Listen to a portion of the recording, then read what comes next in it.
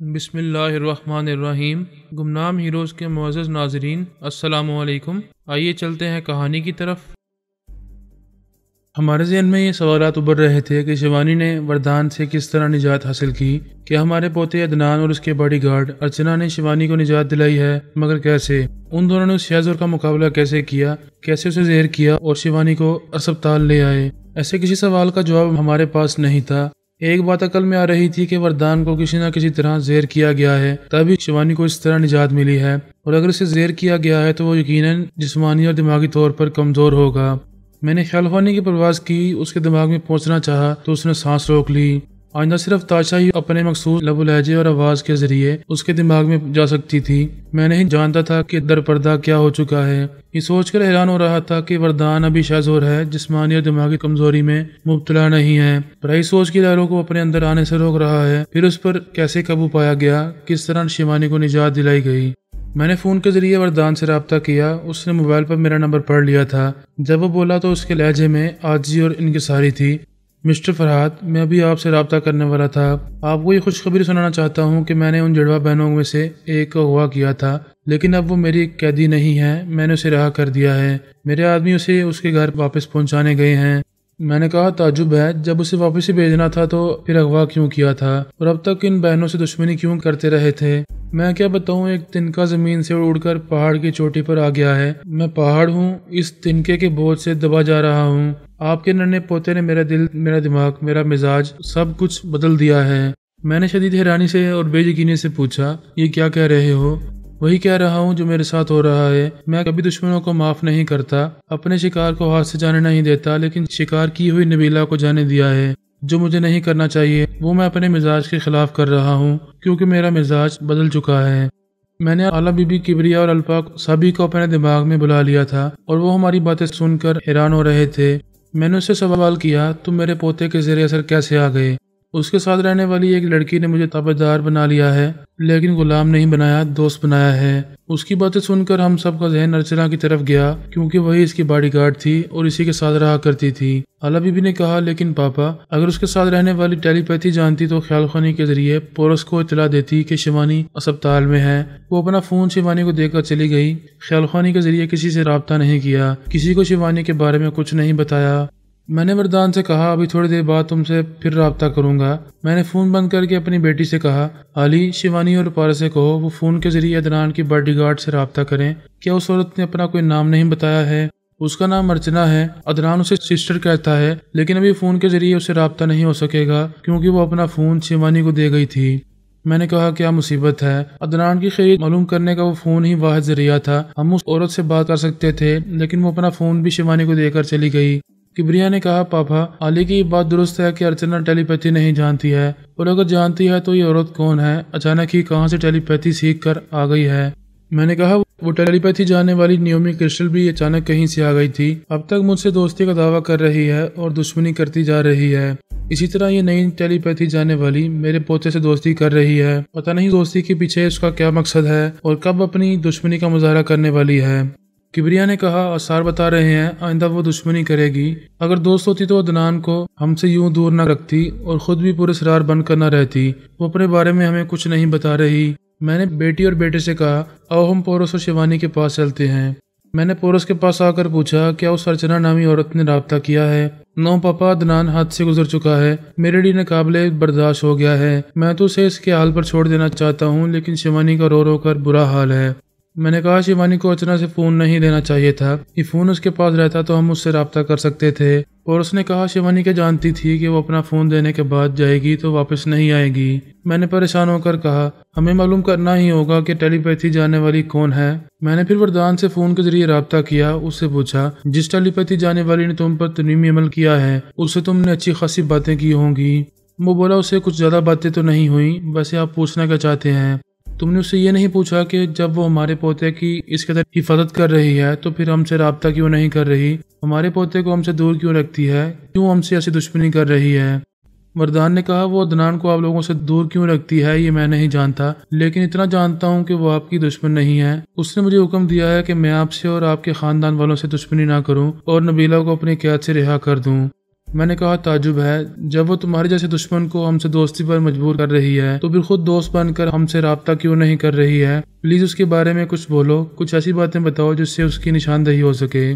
وردان سوچنے لگا، پھر بولا، ہاں یاد آ رہا ہے، مجھے اس کی زبان سے یہ سن کر حیرانی ہوئی تھی کہ وہ آپ کے پوتے کی ہونے والی پتنی ہے اور وہ عدنان کو اپنا محبوب سمجھتی ہے اور اسے اپنا ہونے والا پتی کہتی ہے۔ اعلیٰ بی بی اور کبریا میرے دماغ میں تھے، فون پر ہونے والی گفتگو سن رہے تھے۔ اعلیٰ بی بی نے چیخ کر کہا، پاپا یہ تو تاشا ہو سکتی ہے۔ وردان نے کہا، میں حیران ہوں، آپ کا پوتا 5 برس کا ہے اور وہ ٹیلی پیتھی جاننے والی خود کو 15 برس کا کہتی ہے۔ کیا واقعی آپ بھی اس لڑکی کی طرح اپنے پوتے کے جوان ہونے کا انتظار کر رہے ہیں؟ میں نے کچھ کہے سنے بغیر فون کا رابطہ ختم کر دیا۔ فوراً ہی خیال خانی کی چھلانگ لگا کر تاشا کے پاس پہنچا تو اس نے سانس روک لی۔ وہ بابا صاحب کے دائرے کے ایک ہاسٹل میں تھی۔ میں نے دوسری بار اس کے اندر پہنچتے ہی کہا، میں ہوں فرحات، سانس نہ روکو۔ اس نے مجھے سلام کیا۔ میں نے کہا، یہ تم کیا حرکتیں کر رہی ہو؟ وہ جھجکتے ہوئے بولی، جی وہ میں کیا کر رہی ہوں؟ انجان نہ بنو، بالست بر کی ہو اور ہمیں دھوکہ دیتی آ رہی ہو۔ کیا ہمیں یہ نہیں بتا سکتی تھی کہ خیال خانی کے ذریعے عدنان کے پاس جاتی رہتی ہو، اس کی حفاظت کرتی رہتی ہو؟ وہ پاپا، مجھے عدنان سے ڈر لگتا ہے، اس کے مزاج کے خلاف کوئی بات کرتی ہوں تو وہ ناراض ہو جاتا ہے۔ آپ سب سے دور رہنے والا مجھے اپنے دماغ میں اس لیے آنے دیتا ہے کہ میں اس کی ہر جائز اور ناجائز بات مانتی رہتی ہوں۔ ٹھیک ہے، تم اس کی ہر بات مانتی رہتی ہیں، لیکن چپکے ہمیں بتا سکتی تھیں کہ تم اسے کہاں لیے پھر رہی ہو۔ سوری پاپا، جب میں عدنان سے سچ بولتی ہوں اور کوئی وعدہ کرتی ہوں تو اسے ہر حال میں پورا کرتی ہوں۔ پھر میں نے سوچا اگر آپ لوگوں کو یہ معلوم ہوگا کہ عدنان اپنی ممی کی لمبی عمر کی خاطر ان سے دور بھاگ رہا ہے تو آپ سب ماں بیٹے کو ایک دوسرے سے ملانا چاہیں گے، اس کی ممی کی آتما کو بھٹکنے سے نجات دلانا چاہیں گے اور اس طرح جناب تبریزی کی پیشگوئی کو درست ہونے دیں گے۔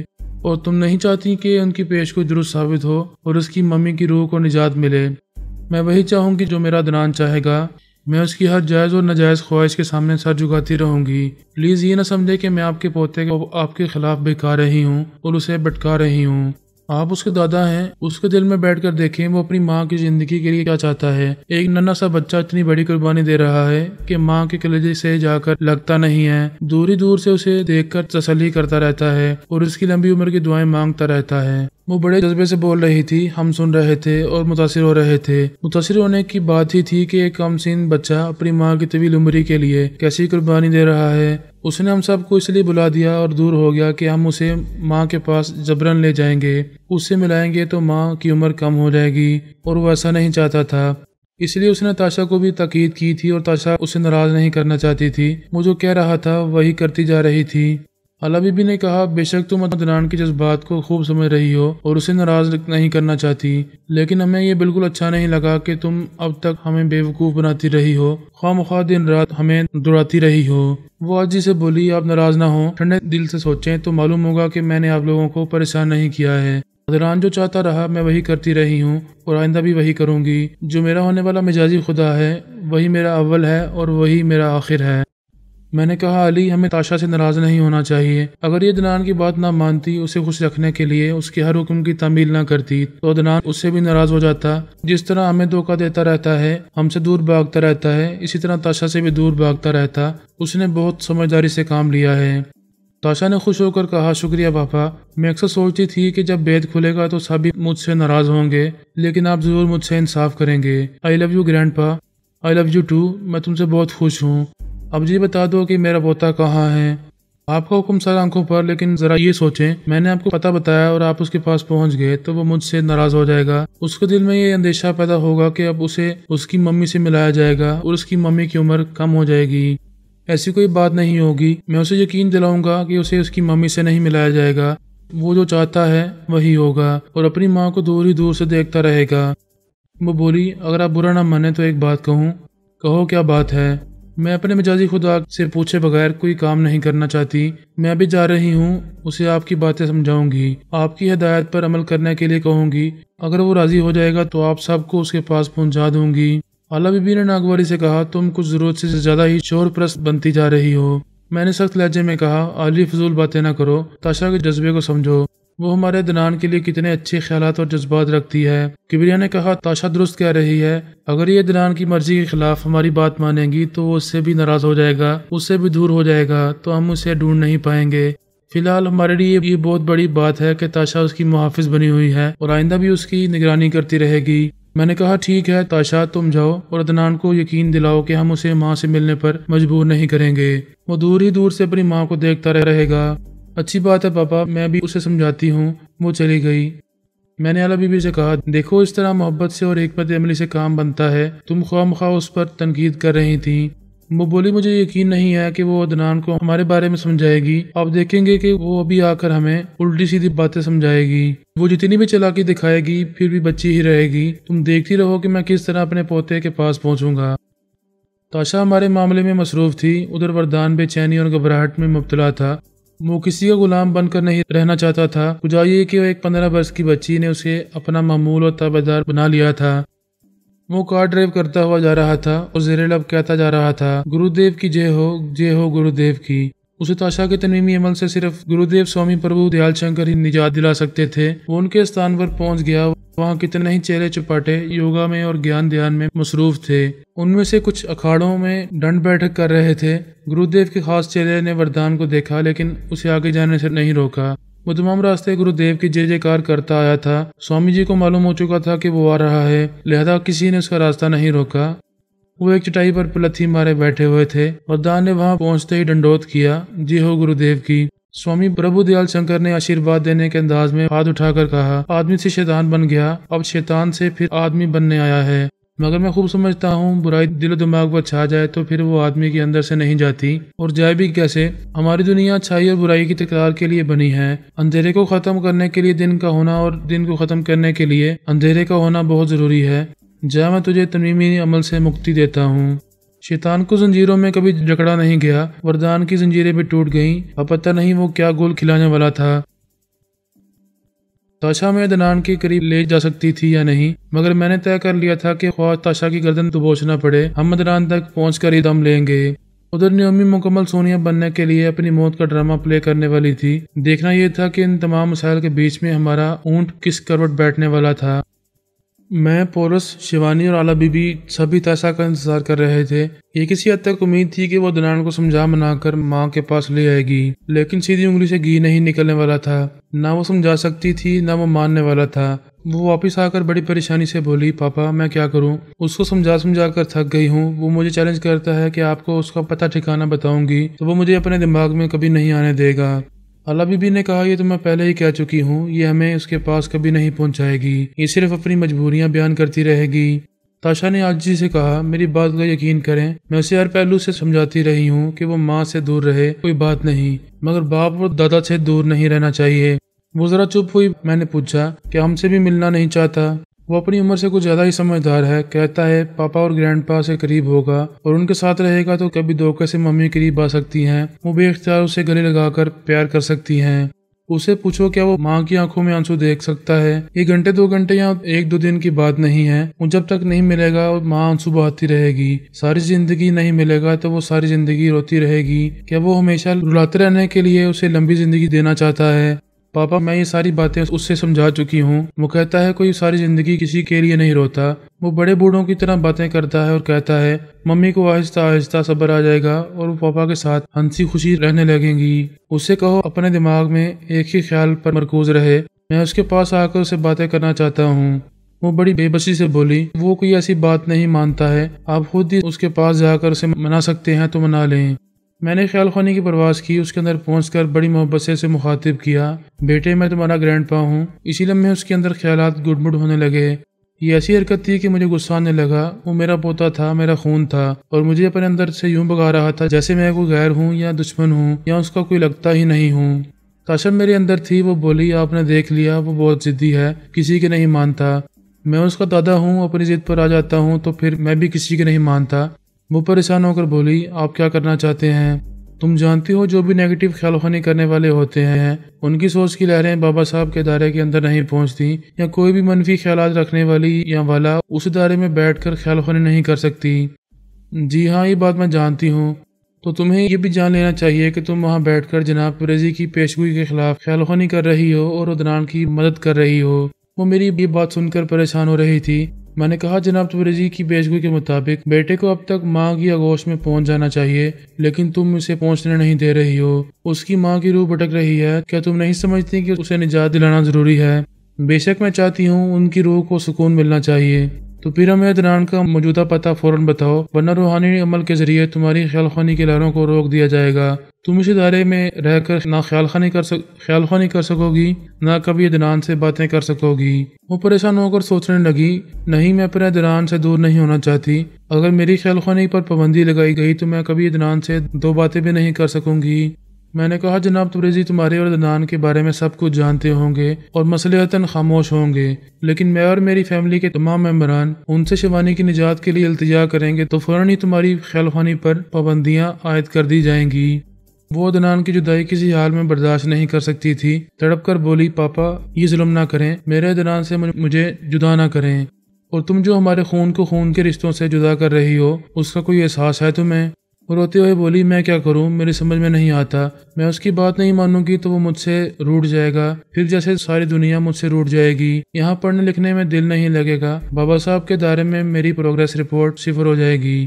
ایسا کچھ نہیں ہوگا، اگر یہ چاہتی ہو کہ تمہارا رابطہ ہمیشہ عدنان سے رہے تو تم پر کسی طرح کی پابندی عائد نہیں کی جائے گی، اس کا پتہ بتا دو، عدنان سے یہ نہیں کہا جائے گا کہ تم نے اس کا پتہ ہمیں بتایا ہے۔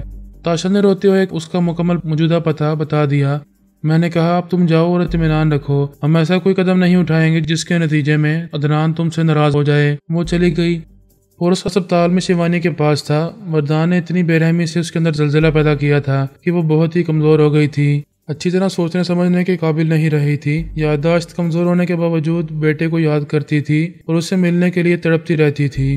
حالا بی بی اور کبریا نے اس کے خیالات پڑھ کر کہا، اس کے دماغ میں ایک کے بعد دوسرے خیالات غالب آتے رہتے ہیں، جب پورس اس کے سامنے رہتا ہے، اسے مخاطب کرتا ہے تو اسے دیکھ کر، اس کی باتیں سن کر ایک خیال پر مرکوز رہتی ہے اور بیٹے کو بھی یاد کرتی ہے۔ کبریا نے کہا، جب پورس پائی اس کی نظریں سے اوجھل ہو جاتے ہیں تو اس کے دماغ میں تاریکی چھا جاتی ہے، عدنان کی طرح اس کے دماغ میں بھی کئی طرح کے خیالات گڑبڑ ہونے لگتے ہیں، اسے ابھی آرام کرنا چاہیے اور ہمیں اس پر توجہ دینی چاہیے۔ میں نے پورس کے پاس آ کر کہا، ہمیں عدنان کا موجودہ پتہ معلوم ہو گیا ہے، وہ جس مکان میں ہے وہاں تم کسی وقت بھی جا سکتے ہو۔ وہ بولا، پاپا عدنان بہت ضروری ہو گیا ہے، وہ یہاں آئے گا تو شیوانی سے دیکھ کر ذہنی طور پر نارمل ہونے لگے گی، اس کے علاج میں بھی آسانی ہو جائے گی اور یہ جلد ہی دماغی توانائی حاصل کر لے گی۔ میں نے تاشا سے وعدہ کیا ہے کہ عدنان کو اس سے ناراض نہیں ہونے دیا جائے گا، لہذا عدنان کو اس طرح ٹریپ کیا جائے کہ وہ تاشا پر شبہ نہ کرے اور ان دونوں کی دوستی برقرار رہے۔ اگر ہم نے اسے فوراً ہی قابو میں نہ کیا تو وہ ہمیشہ کی طرح پھر ہمارے ہاتھ سے نکل جائے گا۔ رہی تاشا کی بات تو ہم عدنان کو بعد میں پوری طرح یقین دلانے کی کوشش کریں گے کہ ہم نے اسے حاصل کرنے کے لیے تاشا کی ایک ذرا بھی امداد حاصل نہیں کی تھی اور تاشا نے اس سے بے وفائی نہیں کی ہے۔ وہ درست کہہ رہا تھا، اپنے پوتے کے سلسلے میں مجھے اچھا خاصا تجربہ حاصل ہو چکا تھا، وہ بار بار ہاتھ آ کر نکل جایا کرتا تھا، اس پر آسانی سے ہاتھ آنے والا تھا، لہذا اس موقع کو ہاتھ سے جانے دینا دانشمندی نہ ہوتی۔ میں نے کہا، ٹھیک ہے، تم جو مناسب سمجھتے ہو وہ کرو۔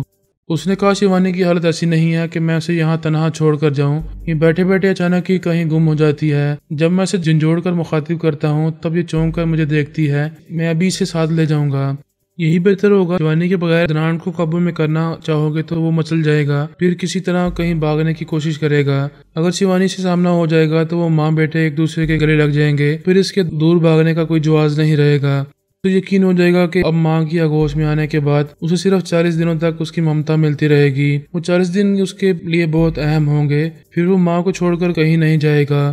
پورس نے شیوانی کو دیکھا، وہ بیڈ کے سرانے ٹیک لگائے بیٹھی تھی، اس کی آنکھیں بند تھیں۔ اس نے مخاطب کیا، شیوانی، ویسے گمسم رہی جیسی آواز نہ سنی ہو۔ اس نے اس کے قریب جھک کر پکارا، شیوانی۔